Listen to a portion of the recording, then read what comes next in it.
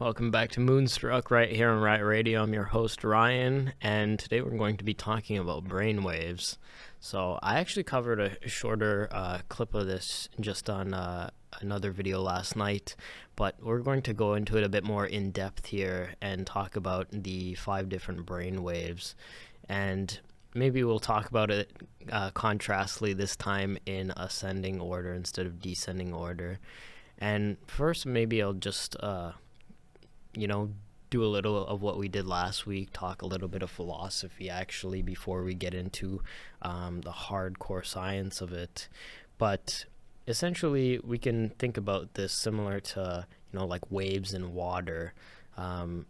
Typically, the cosmos is made out of energy. And when we think of things like, energy in movement or energy being expressed through movement, you can see it in things like wave function in physics. You can see it in nature and things like ripples in a pond, or the movement of energy through water creating tides. So this kind of concept of energy being in movement and being expressed through a wave function or a wave-like pattern is something that occurs a lot over and over again in various different fields of not just nature, but in what we have come to deem as science, which is how we perceive the world, right? Or how we explain the physical world, rather. So, very kind of imperative that we understand kind of the fundamentals of, why is this relevant in the first place, and how do we relate it back to us? So, that's kind of a synopsis of what we will be talking about here today. Of course, we know, here I'll bust out the little tappy marker and just draw on the little board here, but essentially, here, you could think of almost, you got the left and the right brain here, so we'll just put L, R, but the left brain is typically, angle it differently. The left brain is pretty intuitive, and the right brain, the left brain is very logical. The right brain is very intuitive and creative. So this is direct. This is very indirect, or you could say creative based, right? So one is based off logic, the left brain. The other is based off creativity. One's based off directness. One's based off intuitiveness, or intuition sometimes. So understanding the fundamentals of the brain when we talk about brainwaves is also just good to give a kind of short summary of, not anything too in-depth, but just a synopsis or a short summary of what we're going to be talking about. So maybe we'll get the first picture just up in the left-hand corner there. So we could see I'll move to one side. So there we go. So we'll start with delta waves, and these are fairly occurring in deep sleep, in which the body goes through a regeneration process on a deep cellular level, and this is almost dreamless sleep. It says transcendence there, but essentially that is referring to a deep state of consciousness in which goes below the aspect of being able to be aware of something that is going on in bodily processes. Sometimes these are linked to very, very deep states of meditation or stillness of mind. Like you can even say perhaps samadhi, or some people call it also arangagati, if you are familiar with that concept. But essentially what that is in English is just the stillness of the mind, or the ability to still the mind to a place where it's, I wouldn't say in complete non-reactivity, but it's in full, complete awareness of everything that is going on, but it occurs from a state of stillness, and is in a state where it's not expending energy in the same way where it does at different states of consciousness. So you can almost like think about this as maybe a vampire when he's sleeping in his coffin. He's not expending a lot of energy, but he's like, he's still alive, but it's almost like he's in a state so deep where he's just like completely disconnected from what's going on, right? So that's kind of what you can think about when we're talking about those delta waves, where it's just a very deep, dreamless sleep, and you have essentially nothing that you're aware of except like pure void, right? But this is where all the cellular processes go on, and things get secreted in the bloodstream like GH, growth hormone. So that takes place here. Restoration, as it says there, that's the kind of main overview of what goes on during this state. So as we can see here, it says up there 0.5 to 4 hertz, but typically you can range this anywhere from 0.1 hertz to 4 hertz, or even 0 to 4 hertz is sometimes depicted, or sometimes it even says 1 to 4 hertz. So all of that kind of encompasses these types of delta waves. And going up, moving it up a frequency, going it up to theta waves, where we are increasing the level of consciousness.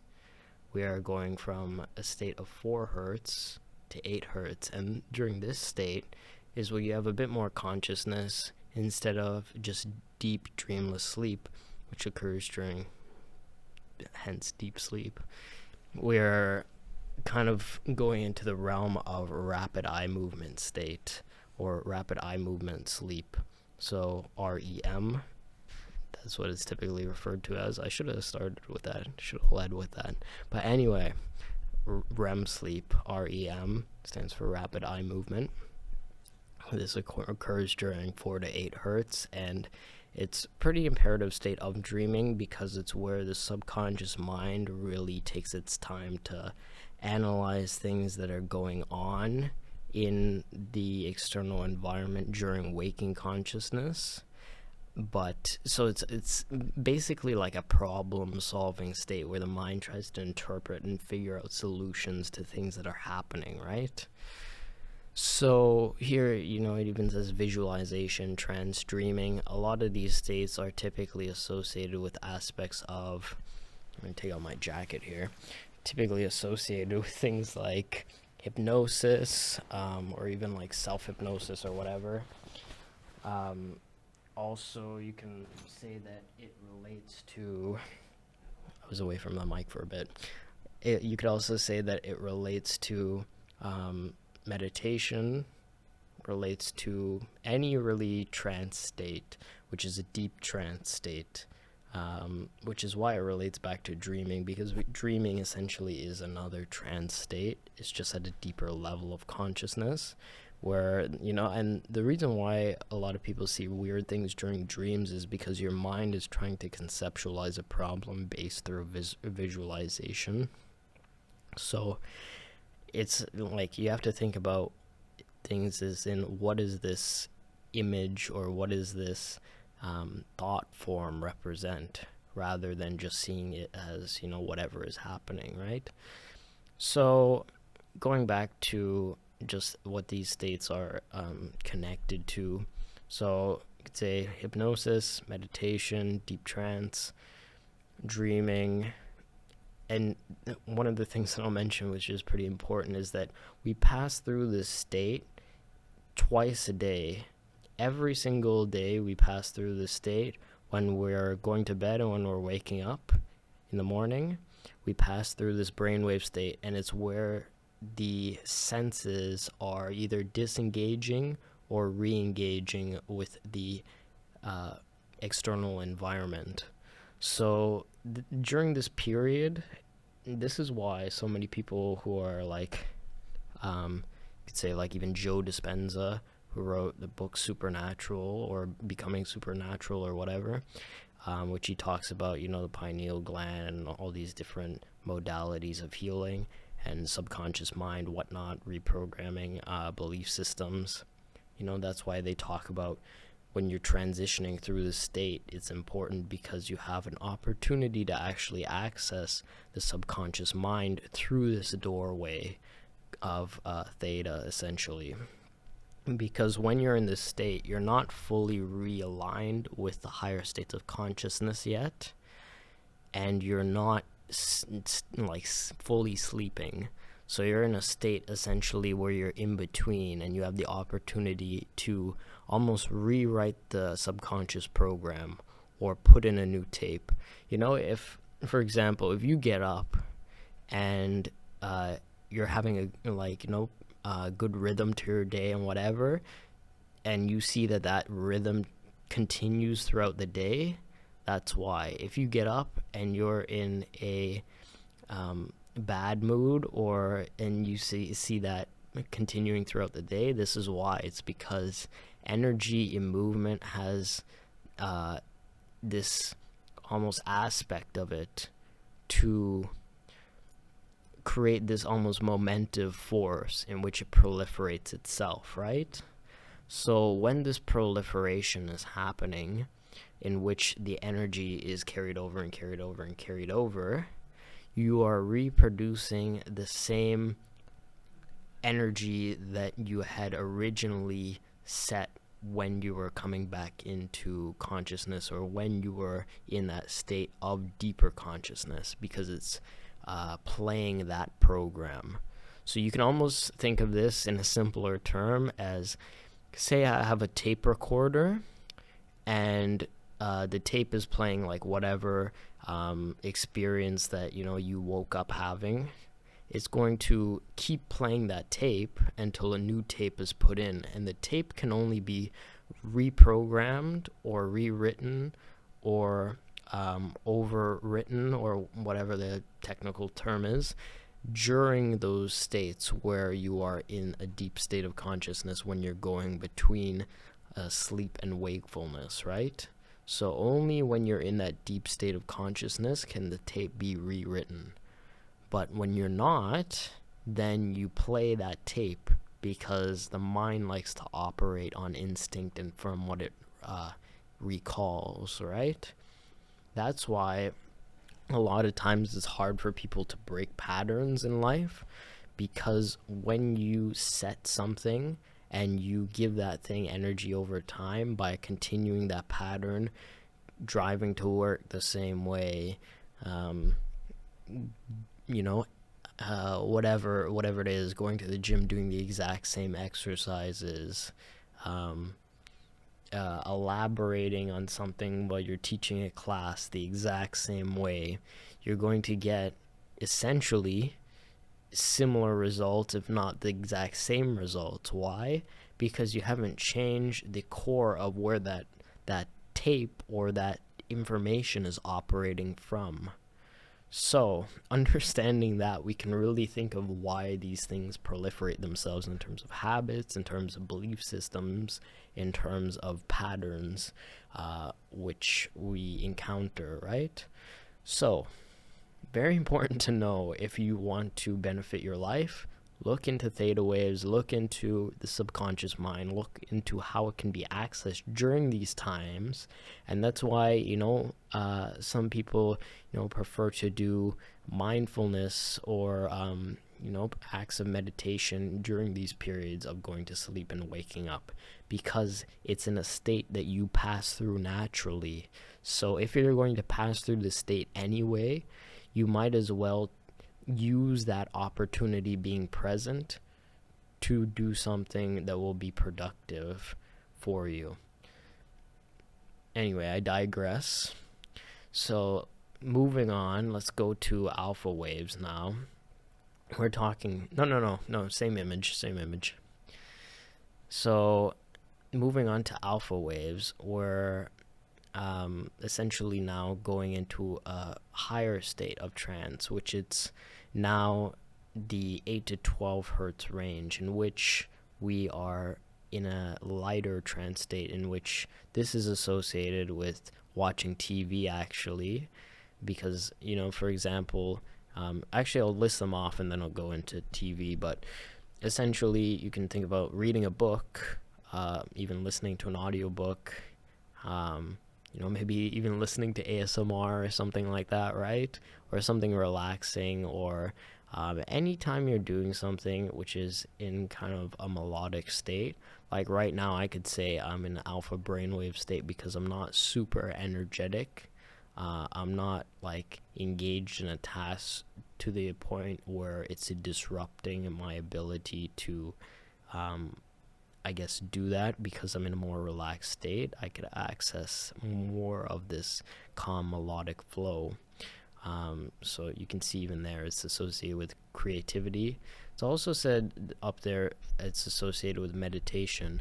I would say light meditation in the sense where you're in a lighter trance state. But typically things like TV, reading or listening to a book, maybe even watching a video, you get into this state. And one of the reasons why this is important, especially for watching TV, is because when you watch TV and say you're really engaged in a movie or in a TV show you're watching, so much so that you feel almost sucked into what you're watching, such as either you're there from a first person or third person perspective, and you're almost like experiencing the scene as it is. This is kind of relevant because what is happening is you're in a state of trance in which you are connected to that so in depth that you almost lose perception between, everything else and what you're observing. So that's why TV is very important to be mindful of what you're watching, because it really does reflect the aspects of you. So that's why you should make sure that if you're watching something, it should be productive to your life, and it should be something that puts you in a state that makes you feel like you wanna go and accomplish things, or you wanna do something to benefit yourself. Because again, what you associate with will be a reflection of you. If you are not aware of how to use that thing, it will just become a side effect of you being around that thing. So again, we come back to this concept of discernment. How do I discern essentially what is benefiting me from what is not? And the only way you can really do that is just by being aware, right? I'm going to tilt the mic a bit more this way. So again, that is alpha, in which you are in a lighter trance state than theta. So when you're relaxed, when you're doing anything, you can even associate this with like things like yoga or tai chi, in which you're doing an activity which is somewhat involving energy or energy movement, or being in a somewhat energetic state, but you're doing it in a relaxed enough way to allow the energy to flow. So that is alpha. Next is beta, which is 12 to 30 hertz. And again, if I didn't mention this and you are listening in, then alpha is 8 to 12 hertz. So beta is 12 to 30 hertz. So beta being 12 to 30 hertz is irrelevant because, I want to make sure I just be clear on that. Beta is 12 to 30 hertz. So this is a higher frequency state. And the reason why this is generally associated with this higher range is because it is associated with alertness. And I say alertness, and make sure you understand that there's a difference between alertness and awareness, which we'll talk about awareness in relation to the next brainwave state, which is gamma. But beta is associated with alertness. And it says here concentration. You could say concentration, but thinking, which it says next here, is more accurate, I would say. And the reason why I'd say that is because this state is often associated with task completion mode. You can almost think of it. So if you are going to work and you're performing a lot of tasks and you're frazzled, typically you're in this state. If you're, maybe out and about checking off things in your to-do list, running around the city, you're in this state most likely. If you are,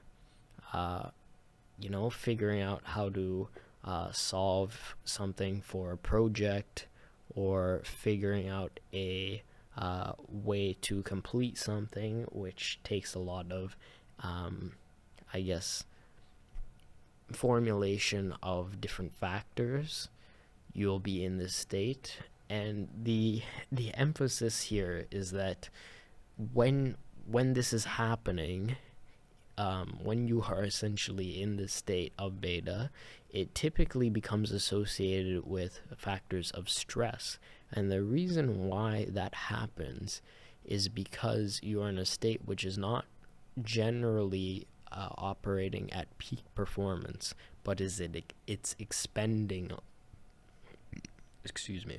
it's expending a lot of energy, meaning that it is using a lot of energy which is not absolutely necessary or not generally efficiently used, right? You can almost think of it as like a vehicle that is not very fuel efficient, but also is not like a super high-end sports car either. It's just something that uses up gasoline or fuel, rather, you should say fuel, more than it needs to, right? So it's not operating efficiently, is the point that we're talking about here. So that is beta, and it's not always associated with these factors, but generally it is associated with these concepts of task completion, you can say, right? So next state up is gamma, and this is the one that I would say is associated with awareness. And the reason why I also wanted to save this one for last and go in ascending order this time, you know, in a video I did just doing a shorter clip explaining this, I did go in descending order, but that is because it was more associated with a relaxing state. This is more of just a I wouldn't say lecture format video, but just like something that we're theorizing here. So, and then, you know, this is a longer format, but anyway, going back to gamma. So this is 30 to 100 hertz. This is, again, it says even here, peak experiences. What does that mean? It means that the brain is firing on all cylinders, and it's doing so in a mode where it can process a lot of data. Synchronization, and also says here, means that this board, markers rolling around here, the board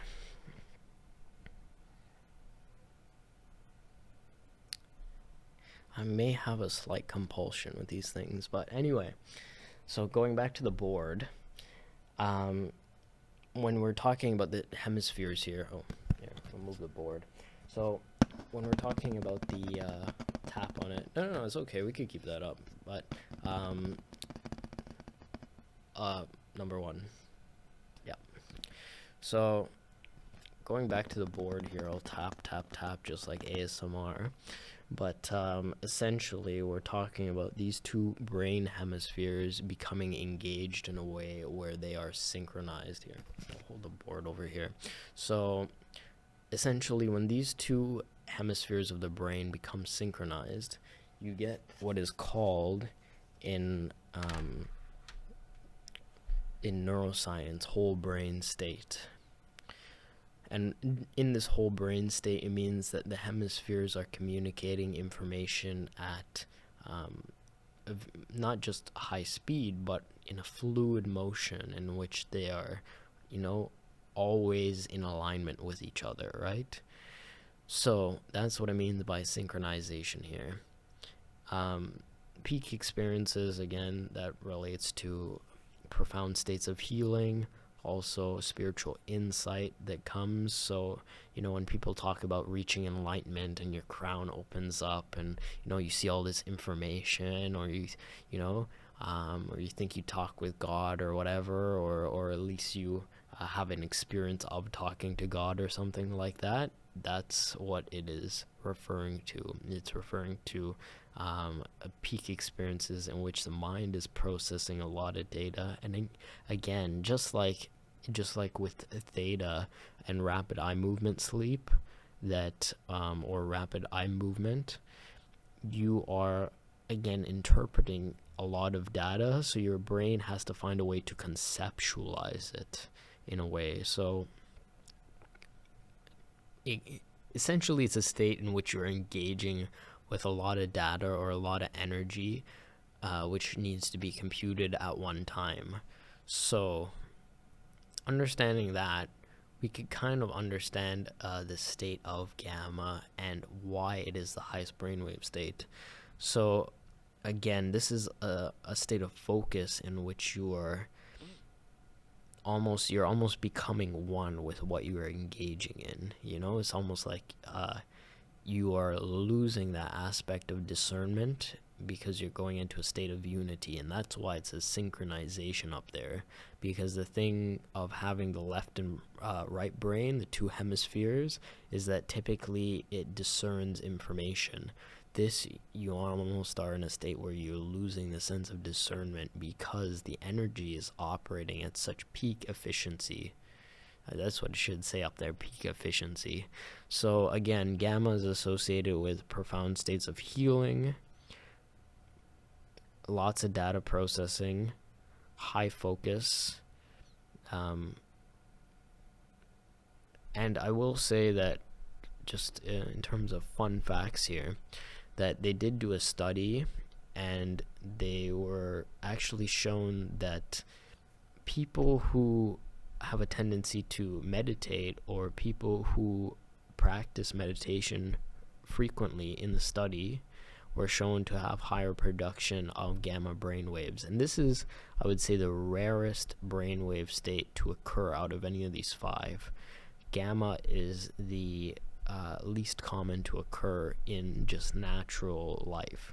So reaching the state really is a state that is quite profound.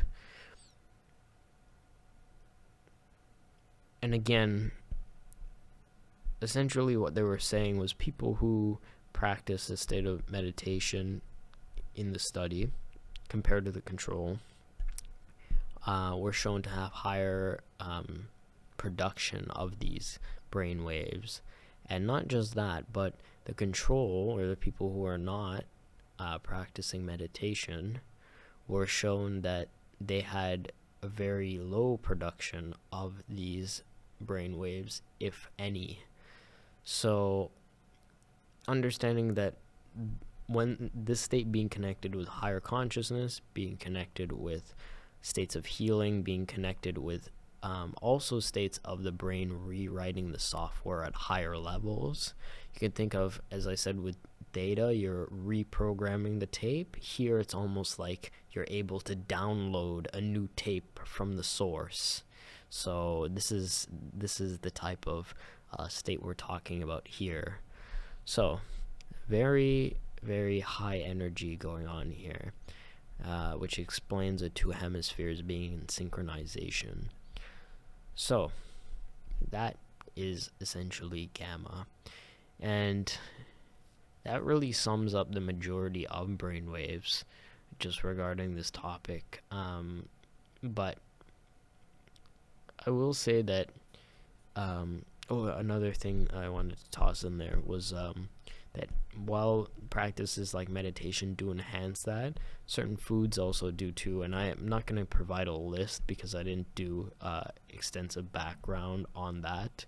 But one of the things that actually does produce gamma brain waves, just in terms of foods, just off the top of my head, is pistachios are actually shown to increase gamma brain waves.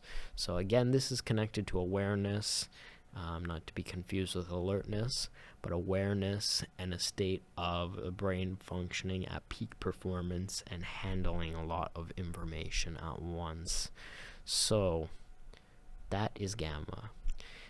And maybe we'll move to the next slide now, and we'll just look at the wave patterns in a more abstract state. So here it generalizes it a lot, but you can see some constants still going on. Delta, sleep; theta, tired; alpha, relaxed; beta, alert or alertness; gamma, awareness, right? So generally it is pretty straightforward just in terms of what they're outlining there.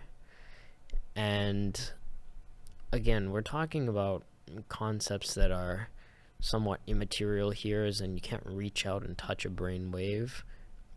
Well, maybe not with your physical hands, but typically they're what allow for the processing of all this information in the first place, and the interpretation of all the energy and information in the field. So these are quite profound when we really dive deep into what they're capable of. And I wanted to use this diagram too to show that these patterns don't always operate in just like they showed in the last diagram, where it's like slow, and they have fluctuations. They have moments where they're in a certain rhythm, and they change rhythm, or they change the slight I guess frequency in which they're occurring in. So again, this is a spectrum in which these things are occurring here. So, and don't think of them also individually in just these different states, because you pass between these multiple times a day and you may not even notice. I certainly am not thinking at every single moment of the day, okay, what brainwave state am I in? Am I in this one or am I in that one? Because like it's just a natural process, right? Like it's like you're not constantly contemplating what phase the moon or the sun is in, right? Just because it's happening, or just because it's in transition. If the moon or the sun is in a certain alignment, only the moon or the sun has to worry about that, or think about that, or be aware of that, really, right? And the only reason you need to be aware of any of these factors, or even what phase the moon or the sun is in, is if you are intending on interacting with that energy, and then it becomes relevant, because you are then saying that, okay, well, this is present, this state of activity, or the state of movement, or the state of energy is present, so what should I be doing during this time period, right? But it doesn't mean you have to be like constantly obsessed with it, right? It's just you have that opportunity, right? I'm gonna take a sip of tea because I did a lot of talking so far. Remember, silence is always more powerful than talking.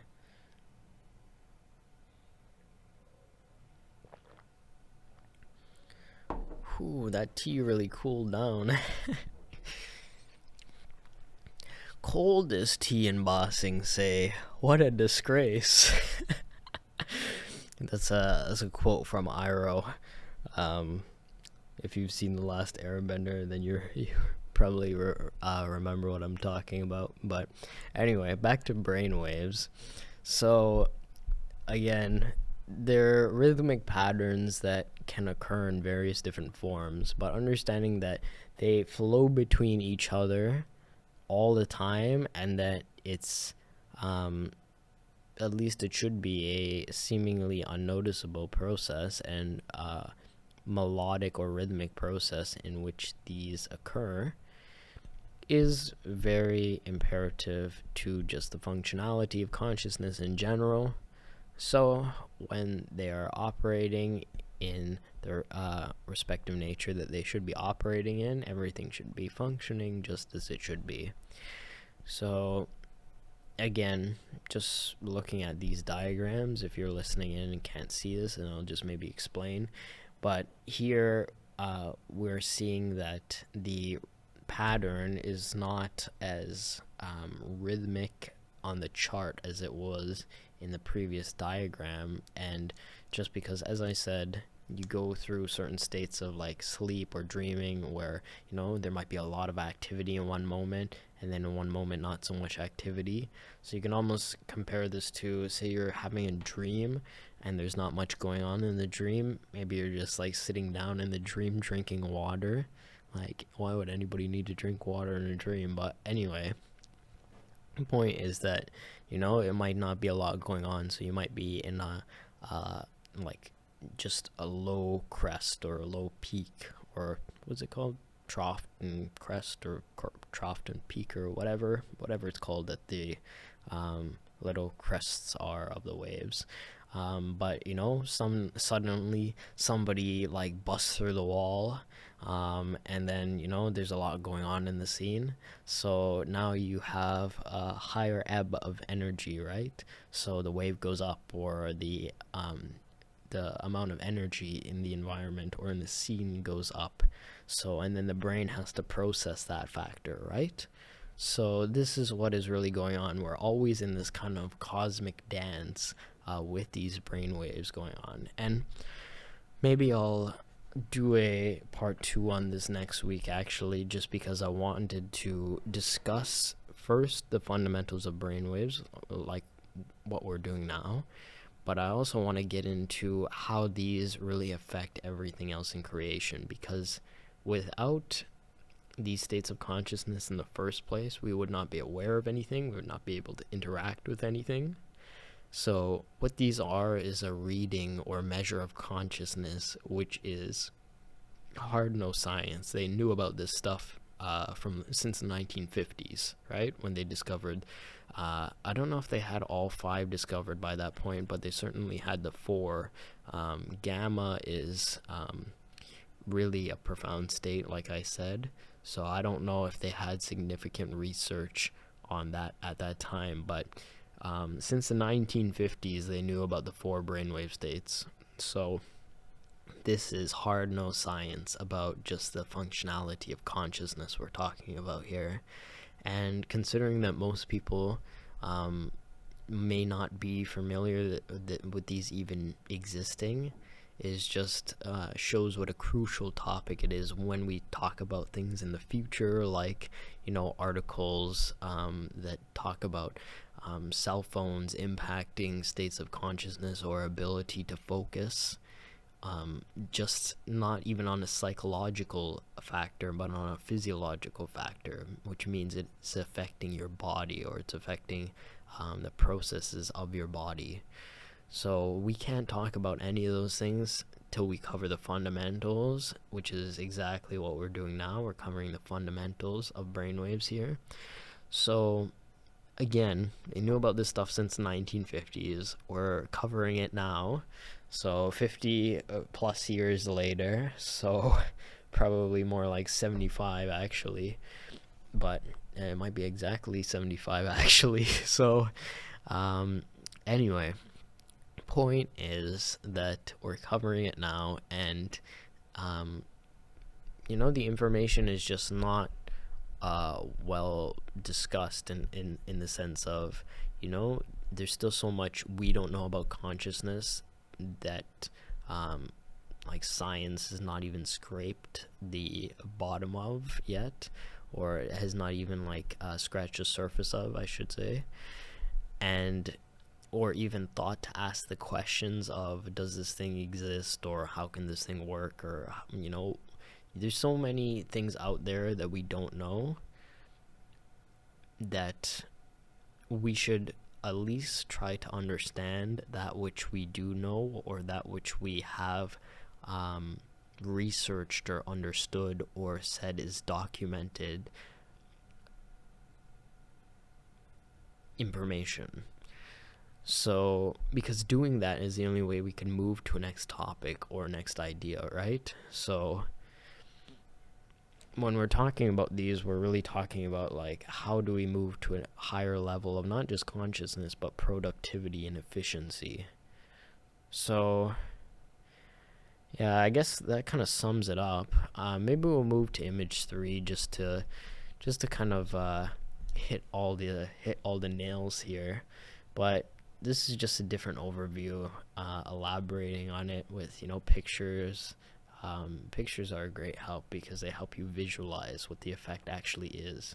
You know, I'm thinking of actually writing, you know, a book about consciousness in the form of a, like, children's length book with pictures, just because I think, honestly, like, that book or that type of book is something that people would be more interested to read than something which is just a bunch of words and like 500 pages long. Because if it was me, I would rather read the children's book, which is just like more self-explanatory and actually interesting because it has pictures. Like, pictures are so underrated. in my opinion. So, especially when you get into like diagrams or whatnot. Let me know in the comments actually of this video if you think that's a good idea, if you think I should write like a children's book with like pictures and stuff just explaining like some of these concepts, because that could be a cool idea. We're gonna take another sip of water, but you just maybe look at these pictures and just contemplate a little about the nature of what these actually represent, right?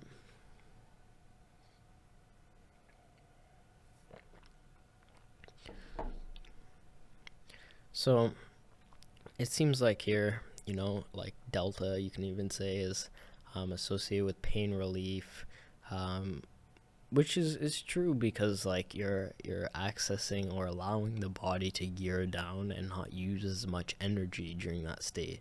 So it's almost like energy conservation mode. And then theta, it says, actually, it's interesting that it says this, but I would say that delta, where it says access to the subconscious mind, should be in the theta state, and I would say healing should be more in the delta state. But anyway, it's not really important, because again, all these really overlap at some point or another.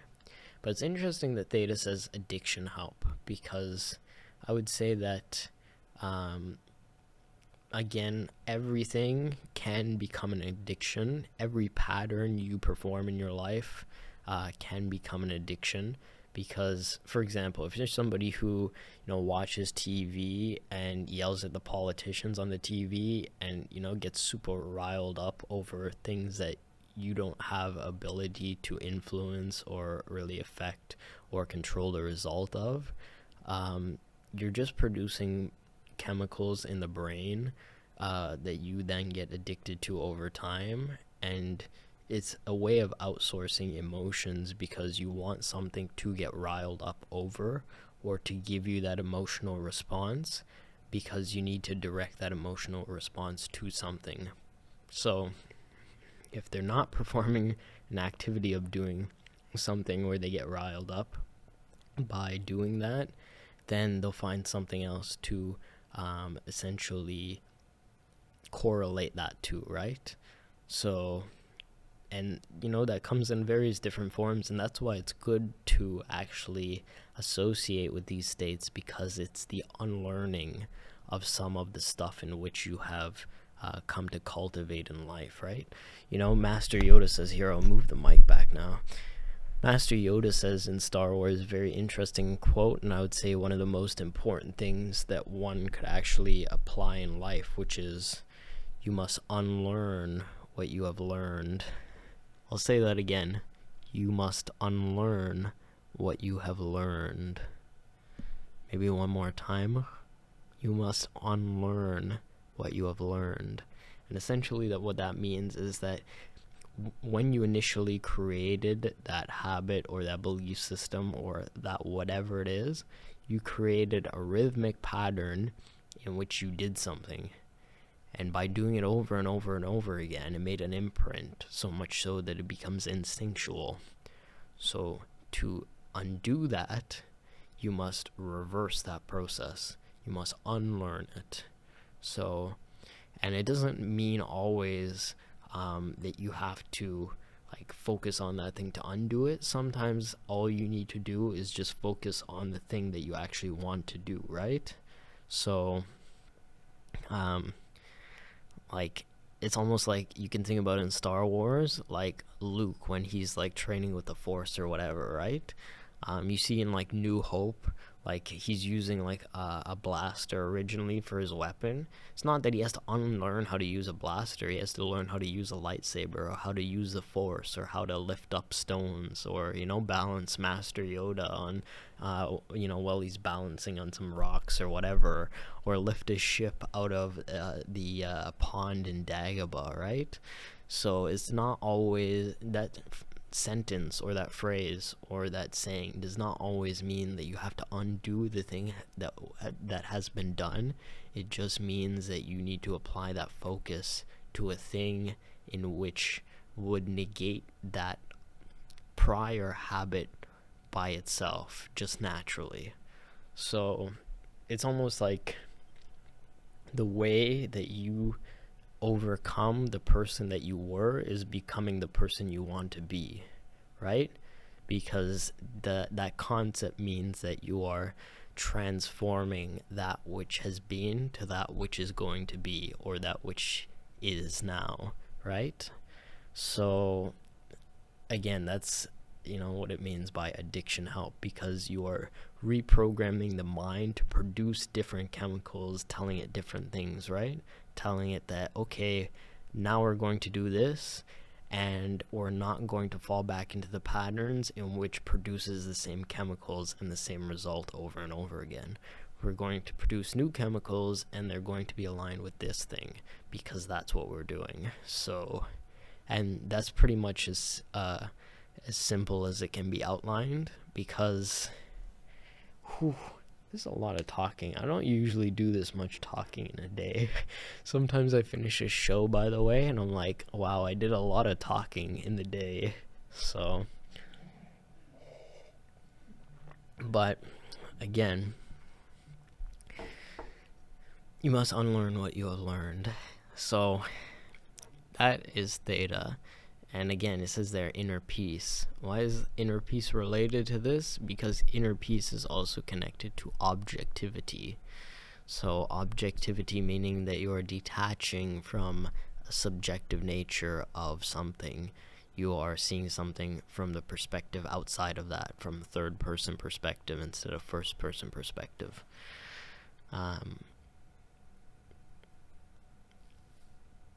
I'm just thinking if there's anything else I should elaborate on concerning these. But they're all very interesting because they're all very unique and represent different states that we constantly go into. And it looks like there's a typo in gamma column. It just says awareness, but it should say awareness. So I didn't write this, so that's not my typo, but I'm just pointing that out. See, you always got to have awareness going on to point out typos that are happening, right? So again, it even says there, feeling of oneness, right? When we talked about the brain synchronization earlier. So these states can really represent profound states that we can achieve to do certain bodily processes, and maybe even make them operate in certain ways that are more or less efficient. So like taking out the bad habits, putting in better ones, or taking out good habits, putting in bad ones. So objectivity, right? So, but anyway, the point is that there can be a lot that happens through these brain waves, and essentially you just need to find a way to be on the wave that you want to be on. I know that sounds like I just came from the beach and I'm talking philosophy, and probably got the hair for that too, but point is that this is not surfer mentality here, people. This is brainwave mentality. But anyway, point is that you need to be on that type of energy that you want to be on. So use these to become more efficient at something, increase something or decrease something, especially the nature, the characteristics aligned with that thing. So these are very precise mechanisms within the body, which we still don't fully understand. This is just a breakdown of what we know now about brainwaves. I can't go into the full nature of them because we don't know the full nature or extent of them. A lot of people tend to think like science is the end all and be all. We haven't even scratched the surface of what the cosmos knows. But the fact that we have this so far is a good starting point, because that's how you move to the next level of learning. That's how you move to the next level of development. That's how we move to the next level of personal development or self-expression, which is what we talk about here. So I might do a continuation of this, not specifically on the brainwaves, but just brainwaves in general, or energy and movement rather, because everything in the field you can think of, from the rocks to the plants to people to even structures like the microphone, is energy in movement. So my voice even is energy in movement. So when you start to look at things from the perspective of that everything is just, you can think of like waves in water, which is in fact energy moving through water. So then you start to see things from a different perspective. And if you can facilitate that mindset so much so that becomes the imprint, and maybe even you can use a theta brainwave state to help facilitate that, then you start to see things from a new perspective. Again, when it comes to reprogramming the subconscious mind, you didn't jump in the car and know how to drive the first time, right? How do you learn something past the age of 7 when the brain gets out of theta and goes into the higher brainwave states? It's you repeated that pattern, or you repeated the practice, or you practiced it, right? You learn a sport, you go to practice, and you do it over and over again until you get better at it, right? So that's the way we learn later in life, but using those is a great help as well. And it's actually shown that athletes who lift weight in their dreams actually do increase muscular strength or improve their progress in the gym in reality upon waking. So by lifting weights in your dream, even though it's just in your head, it builds the neural connections that you need to actually progress. So just a fun fact that I thought I'd drop in there. But anyway, point is that these are the brainwaves. This is how it operates. And, we'll get into more in energy and movement next week. And maybe we'll take that down. We're just summing up now. So again, this has been Moonstruck right here on Riot Radio, where we talk about these concepts that are centered around personal development and self-expression. And I encourage you to check out the new channel, Sword of Mercury, in which I cover this in shorter form content. So it typically won't be anything longer than like 15-20 minutes, which I think I'm even going to shorten down to like 7 minutes maybe, just to make these topics a bit more concise and summarized. So again, this has been Moonstruck right here on Riot Radio. I'm your host, Ryan, and next week we'll cover energy and movement, and more on this rhythmic flow of the cosmos. So I'll see you when the flow is there.